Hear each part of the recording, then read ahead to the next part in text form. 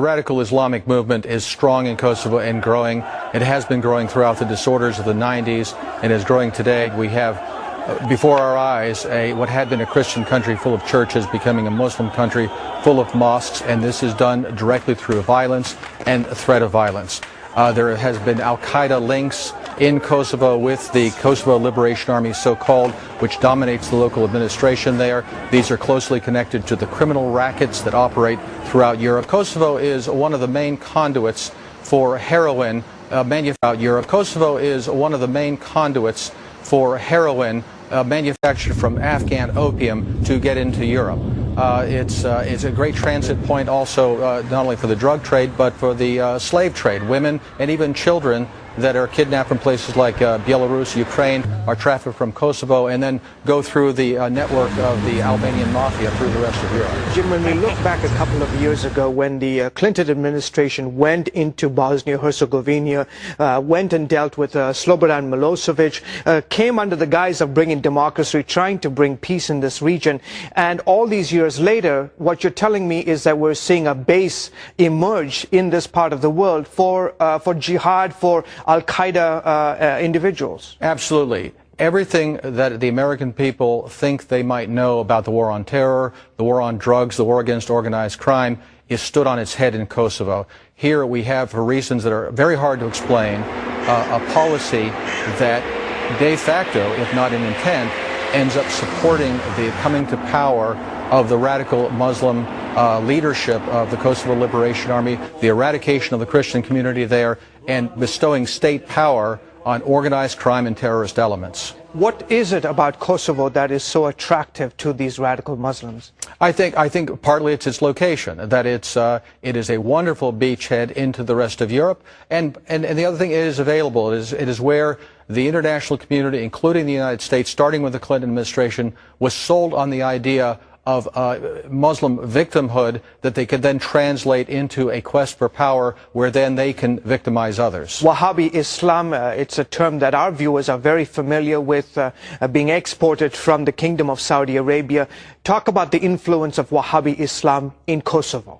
As some people might be familiar, there had been to a large extent that the Albanian community in Serbia and in Kosovo specifically was not entirely religious. There was the legacy of the communist period. That has reversed in the last few decades, where more and more the influence is from the outside, fueled by the money from Saudi Arabia and also from the Gulf states to build these mosques, to bring in the teachers, to bring in the literature, and to validate a quest for power based on violence and the eradication of the indigenous Christian community there. Jim, all of this is taking place under the watchful eye of NATO and of the United Nations. Why is the U.S. State Department not watching this? Why are they not saying anything about this? I think we have a policy that began under the Clinton administration but became institutionalized, became part of the structure of our foreign policy for many years based on a certain set of assumptions.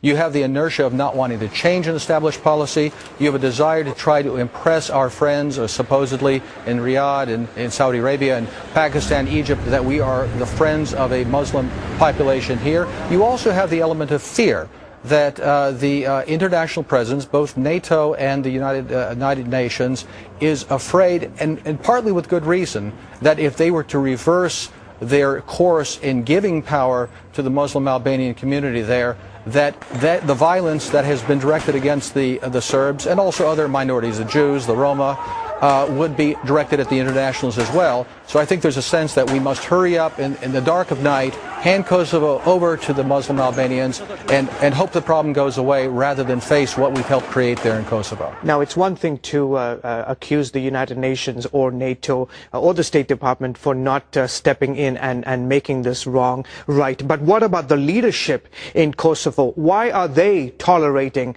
such activities to take place in their region? If you mean the Albanian Muslim leadership, which is an administration operating under the United Nations, it's quite simple. These are themselves the head of the criminal rackets. and of the terrorist presence. Two of the main leaders of the Kosovo Albanians, Ramush Haradinaj and Hashim Thaçi, met with Osama bin Laden in 1995 in Tirana to plan the jihad in Kosovo. Another leader of the Kosovo Albanians, their so-called prime minister, Agim Ceku, is an indicted war criminal. These three people, according to German intelligence, meet regularly to plan the operations of the criminal rackets in Kosovo. That's why they're doing this. Obviously.